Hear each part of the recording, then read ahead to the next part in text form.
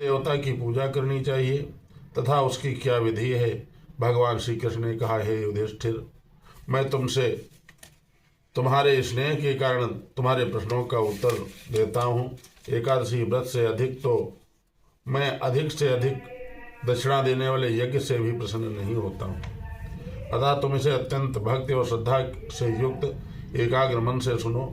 इस पौष कृष्णा एकादशी का नाम सफला एकादशी है। इस एकादशी के देवता भी श्री नारायण हैं। अतः नारायण भगवान की पूजा करनी चाहिए। जिस प्रकार नागों में शेषनाग, पक्षियों में गरुण, सब ग्रहों में चंद्रमा, यज्ञों में अश्वमेध, देवताओं में विष्णु श्रेष्ठ हैं, उसी तरह सब व्रतों में एकादशी का व्रत श्रेष्ठ है। जो मनुष्य सदैव एकादशी का व्रत करते हैं वह मुझको परम प्रिय हैं। अब इस व्रत की विधि कहते हैं। मेरी पूजा के हेतु ऋतु के अनुकूल फल फूल, नारियल, नींबू, अनार, सुपारी आदि मेरे अर्पण करें। धूप दीप नैवेद्य आदि से मेरी षोडशोपचार पूजा करें और रात्रि को जागरण करें। इस एकादशी के व्रत के समान यज्ञ, तीर्थ, दान, तप तथा और कोई दूसरा व्रत नहीं है। 5000 वर्ष तप करने से जो फल प्राप्त होता है उससे भी अधिक फल सफला एकादशी का व्रत करने से मिलता है। अब तुम इस एकादशी की कथा ध्यानपूर्वक सुनो। चंपावती नगरी में महिष्मान नाम का एक प्रतापी राजा राज्य करता था। उसके 4 पुत्र थे। उन सब में लुम्पक नामक बड़ा राजपुत्र महापापी था। वह पापी सदा पर स्त्री, वेश्यागमन और दूसरे बुरे कर्मों में अपने पिता का धन नष्ट किया करता था। वह देवताओं, ब्राह्मणों और वैष्णवों का निंदक था। जब राजा को अपने बड़े पुत्र के इन कुकर्मों का ज्ञान हुआ तो उसको अपने राज्य से निकाल दिया। तब वह विचारने लगा कि अब किधर जाऊं, क्या करूं। अंत में उसने चोरी का कर्म का निश्चय किया। वह दिन भर वन में रहता और रात्रि को अपने पिता की नगरी में चोरी करता। वह प्रजा को तंग करने और मारने का कुकर्म भी करता था। वह वन में पशुओं आदि को भी मारकर खा जाता था। राज्य कर्मचारी उसको इन कुकर्मों के कारण पकड़कर भी राजा के डर के मारे छोड़ देते थे।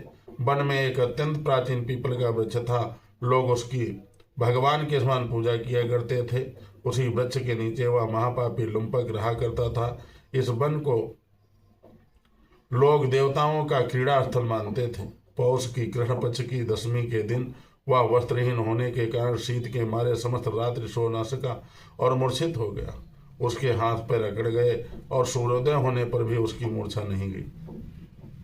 दूसरे दिन सफला एकादशी को दोपहर के समय सूर्य की गर्मी से उसकी मूर्छा दूर हुई तो वह होश में आकर के गिरता पड़ता वन में भोजन की खोज में भटकने लगा। परंतु शारीरिक कमजोरी और कष्ट के कारण वह जीवों को मारने में समर्थ रहा। अंत में वह वृक्षों से गिरे हुए फलों को बीन करके पीपल के वृक्ष के नीचे आया। उस समय तक सूर्य भगवान अस्त हो गए थे। उसने फलों को पीपल के वृक्ष के नीचे ला करके रख दिया और रो रो कर कहने लगा, भगवान, यह सब फल फूल आपको ही अर्पण है, आप ही इनसे तृप्त होइए। उस रात्रि भी उसको दुख के मारे नींद नहीं आई और वह रो रो करके भगवान को याद करता रहा।